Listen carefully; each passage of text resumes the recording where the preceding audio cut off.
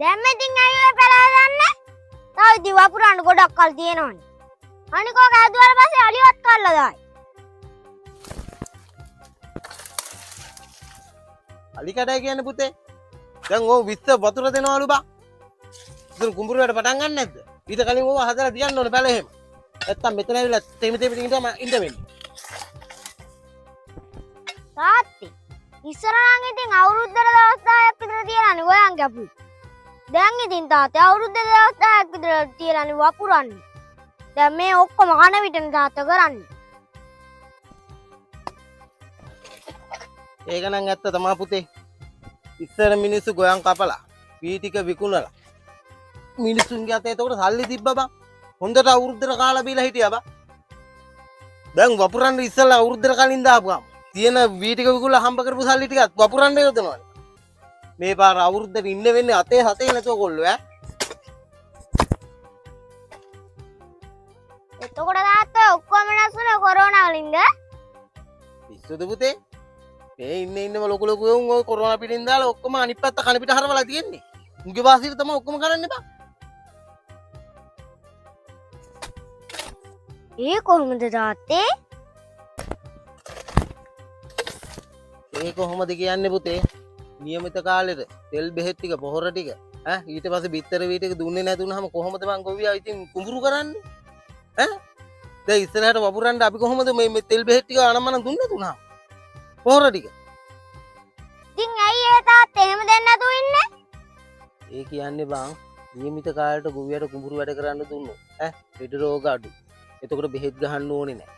ඈ ගොයම හොඳට හැදෙනවා. ඒතර පොහොර යන්නේ චුට්ටයිනේ බං. අනිත් එක වී වලටත් හොඳ මිලක් එනවා. ඒ හොඳ දේශගුණේ තියෙන හොඳට වී ගොයම හැදෙනවා. ඒකයි බං. දැන් අවාරයට වී ගොවිතැන හදන්න දුන්නොත් බලපන් මොකද වෙන්නේ කියලා. ඈ ලෙඩ රෝග අම්බාන්ට වැඩි. එතකොට තනිකර ගොයන් ඇට්ටර වෙනවා. මෙන්න මේ ගාන විතර හැදෙන්නේ. ඒතර ගොයන් වලට පොහොර නාවන්න ඕන. ඒතර ගොවියා කොහොම හැදෙන්න පොහොර ගහන්න බෑ බං. කොහෙන්ද බං එහෙම සල්ලි? ඒ අවාරයට එහෙම කුඹුරු වැඩ කරනවා හැදෙන්නේ නෑ බං ඔයා. ඉතින් අරුන්ට තෙල් බෙහෙත් ටික විකුණ ගන්න ඕන. පොහොර ගෙන්නන්නේ කාට පොහොර ටික විකුණ ගන්න ඕනේ. ඒකයි බං ඔය අවාරයට අපිට කුඹුරු වැඩ ගන්න දෙන්නේ. අපි මෙතන ගොවියා වගේ අපි වැඩ කරාට වැඩක් නෑ බං.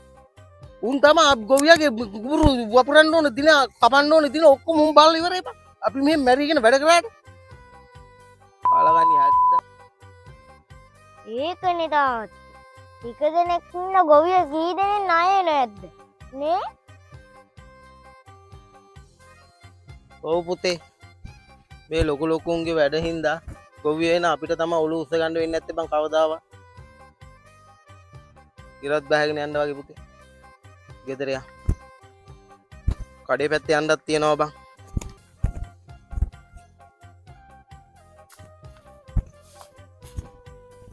එයාලා ඉතින් තාත්තා එයාලාට ඕන විදියට වපුරන්න කිව්වම බෑනේ. අපි වපුරමු තාත්තා අපිට ඕන විදියට. අපේ කුඹුරු. අපේ කුඹුරු උනාට උඹ හිතුවද අපේ ගෙදර නාන වතුර යවනවා කියලා අපේ කුඹුරට? ඈ? එයාලා වතුර දෙන කාලයක් තියෙන ඒ කාලෙට අපි වැඩ කරන්න ඕන. නැත්නම් කොහෙන්ද බා වතුර? උන් ඔක්කොම කතා වෙලා කරන්නේ බං.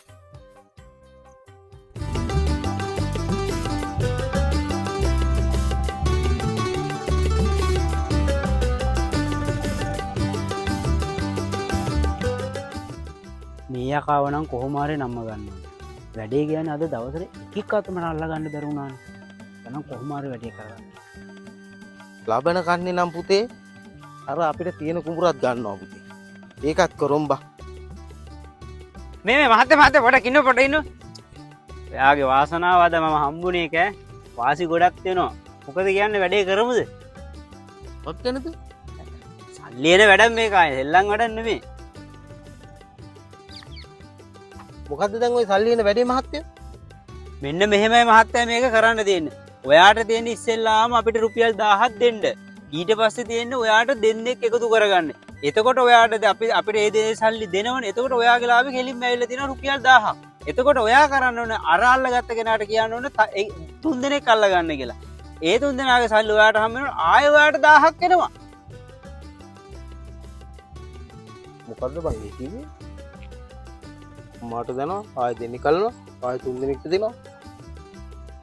ඈ මහත්තයා ඒක මරු වැඩේ වුණාටනේ. ඒතර අපි රුපියල් 10 දෙන්න ඕනේ දවස් කීයෙන් කීයද? මෙහෙමයි මහත්තයා වැඩේ තියෙන්නේ. දවස් 3න් 3ට තමයි සල්ලි දාන්න තියෙන්නේ. ඔයාට මට රුපියල් 1000ක් දෙනකොට අර කට්ටියක් දවස් 3න් 3ට සල්ලි දෙනකොට ඔයාට නිකම්ම රුපියල් 2000ක් ඇවිල්ලා තියෙනවා. මරුනේ බං. මරු කියන්නේ ආයේ කියලා වැඩක් නැහැ. මේක තමයි සුපිරි වාසිය. මාමා එතකොට කී දෙනෙක් විතර අල්ලගෙන ඉන්නවද? මම පුතේ 100කට එහා එකතු කරගෙන ඉන්නේ. හරිද? මගේ account එකට මාසෙකට ලක්ෂ 5කට එහා කෙලින්ම එනවා account එකට ආයේ සල්ලි. ඈ ලක්ෂ 5කට එහා එනවා නම් මාමා මොකටද පයින් යන්නේ? මගේ ගෙදර ඉතින් පුතාට කියන්න කාර් දෙක තුනක් තියෙනවා පුතා. ඒ වුණාට පුතා මම මේ පයින් යන්නේ වෙන මොකටවත් නෙමෙයි. ඉතින් අර මෙහෙ මේ වෙල් යායල් වල එහෙන් මෙහෙන් යන්න ඕනේ පුතා. ඒක තමයි මං ආයේ මෙහෙම යන්නේ. මේ මහත්තයා වැඩේ කරමු. වැඩේ කරමු එහෙනම් මං වැඩේ හෙට එන්න. ඔව්. එහෙනම් මං යන්න. ඔව් මහත්තයා එහෙනම් හෙට එන්න. හෙට එන්නම. අපි ගේ දන්නවනේ අර. ඔව් ඔව් මං දන්නවා. පාලිගේ. ඔව් ඔව්. මං යනවා එහෙනම් ඈ. හරි මහත්තයා. හරි. අනිවාර්යෙන් එන්න ඕනේ. අනිවාර්යෙන් වැඩේ කරනවා. ඕන් ගොඩ යන වැඩක් ඈ. හරිද?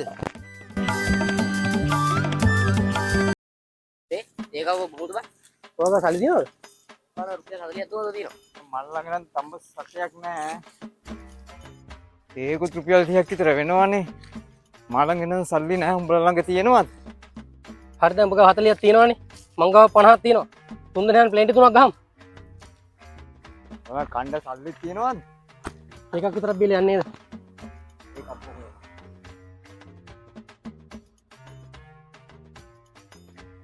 දුලාලේ අපිට ප්ලේන්ටි තුනක් දෙන්නකෝ.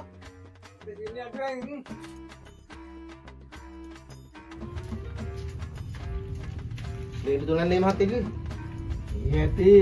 පුතා ඒකෝ දිවා රුපියල් 40. රුපියල් 90ක් දැන් තියෙන්නේ. නැතුව අරුන් ගාව 40යි මං ගාව 50යි නේ තියෙන්නේ. අනේ අංගලක් තියාගන්නවනේ.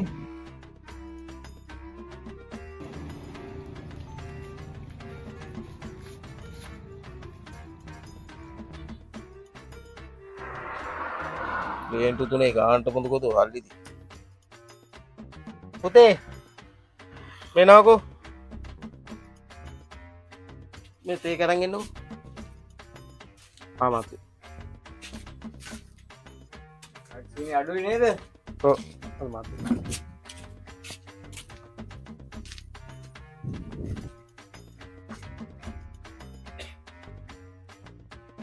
පුතේ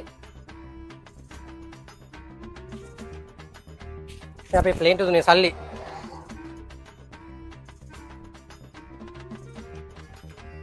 තාත්තා අර මාමලාගේ ප්ලේන්ටි තුනේ සල්ලි දුන්නා.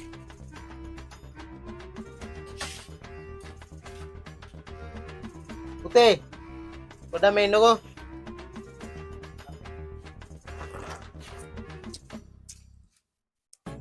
ඔය මාමලා ගාව සල්ලි තිබ්බේ නැහැ ප්ලේන්ට් පොඩි. එන්න මේ රුපියල් 20 ගිහින් දෙනවකෝ.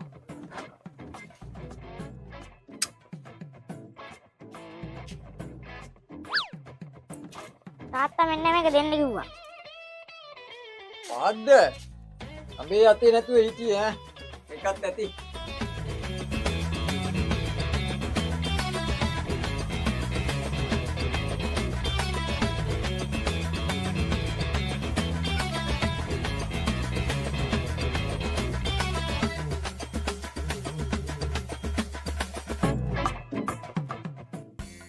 මොකද පුතේ?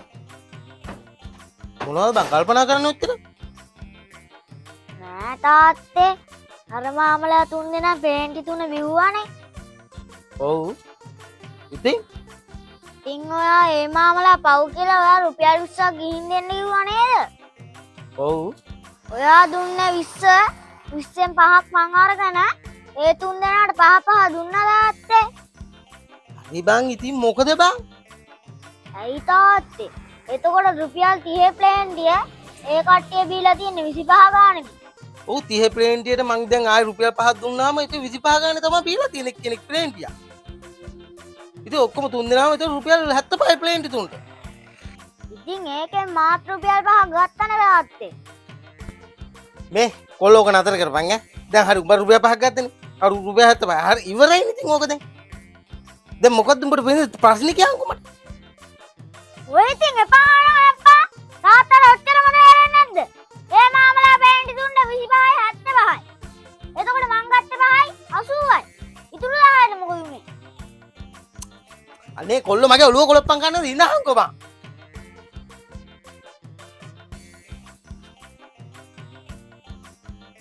ඇත්තට ඉතුරු 10ට මොකද උනේ බං?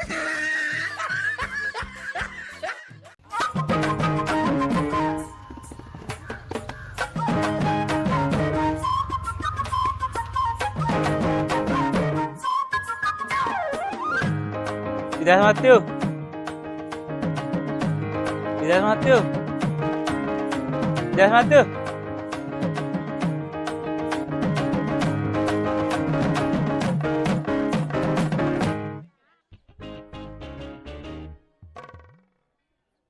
ඇයි මාමා? පුතා මේ ඔයාට මාව මතක නැද්දනේ? ඇයි එදා අර තාත්තත් එක්ක කුඹුරේද හම්බුනේ?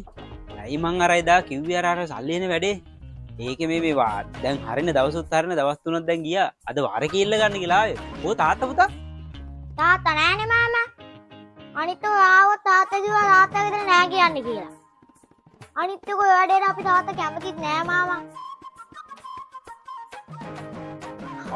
මහත්තයා මං ඊයේ ඉඳන් බලන් හිටියේ දැන් එයි කියලා. ඔබ කතා කරන්න එපා පුතේ. තා කිව්වා නෑ කියලා ඔයා. ඒකනේ. මං ආවේ අනේ අර වියදාස මහත්තයා රුපියල් 10 වාරේ කිල්ල ගන්නනේ. මං ඒදී අදත් අනේ ඉල්ල ගන්න බැරි වෙයි කියලා. ඒ මාතේ මේ කොල්ලා කිව්වා මේ ඔයා නෑ කියලා ගෙදර. එහෙමද? කොල්ලා දකින්න නැතුව ඇති මං ගෙදර ඉන්නවා මහත්තයෝ. මේ මං ඊයේ ඉඳන් රුපියල් 10 තියා හිටියේ. ඔව් මේ ඔයා එනකම්ම බලන් හිටියේ. හරි මේ මං යන්නම් පියදාස මහත්තයා. මේ දන්නවනේ මේ මාසෙකින් තමයි ප්‍රතිලාභ තියෙන්නේ ඈ. ඔව් මන් දන්නවා. මම යන්න එන.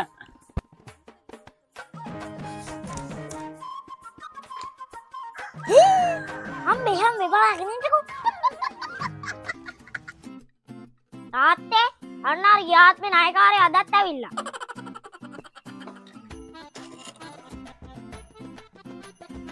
යාත්මේ නායකාරයා? ඒ කවුද බං ඒ? ගියාත්මේ කීයක් හරි දෙන්න තියනවා නම් මේ ආත්ම බිස්නස් කාරයෙක් හරි වෙලා ගෙදරට එනවා තාත්තේ හොයාගෙන. අන්න ඇවිල්ලා ගිහිල්ලා දෙන්න රුපියල් 1000.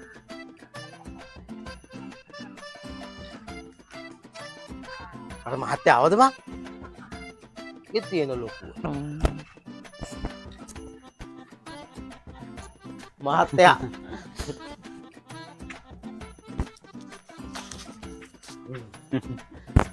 එන හරිනේ. හරි මම යන්න එන. මතකයිනේ මාසෙකින්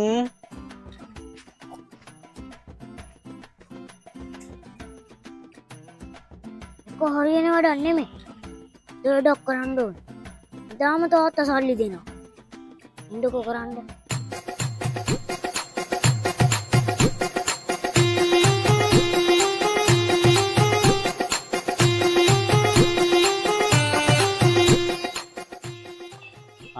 පුතේ කෝ තාත්තා? එක්ක තමයි මාමා මාත් බැලුවේ. තාත්තා ඔන්න ඔය පාර දිහාට ගියා.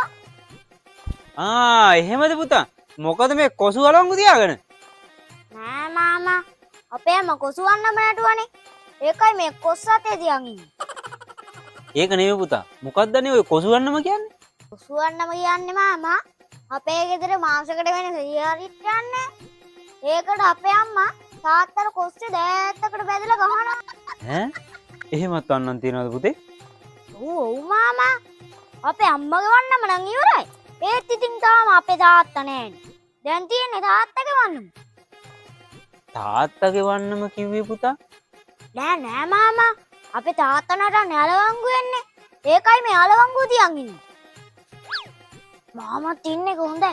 එතකොට අපේ තාත්තත් එක්ක මාමටත් වන්න පටන් ගන්න පුළුවන්. නේද මාමා? නෑ පුතා. අප තාත්තා තනිය වන්නම කරගෙන යන්න කියලා. අනේ අම්මෝ මං යනවා මන්නම් ඕවර නෑ.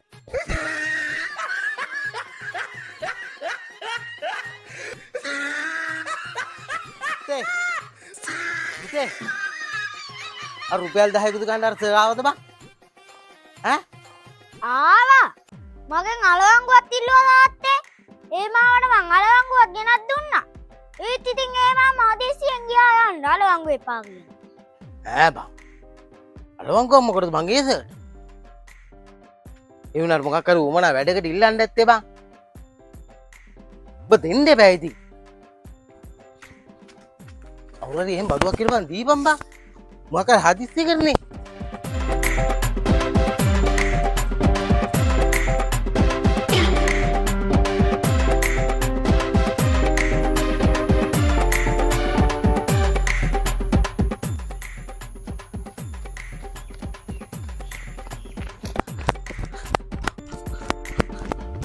මහත්තයා මේ ඉන්න මේ අලවංගුවත් තරන් ආවා.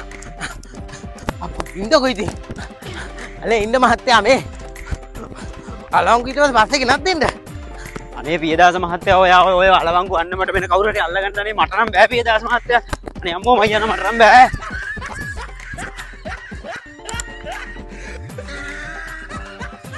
නන්නමක් ගැන තප්ප මේ සර් කියන්නේ. දැන් ඔයාට මේ අලවංගු ඕනේ කිව්වේ හින්දානේ මං ගෙනාවේ. අපි කොල්ලා කිව්වේ.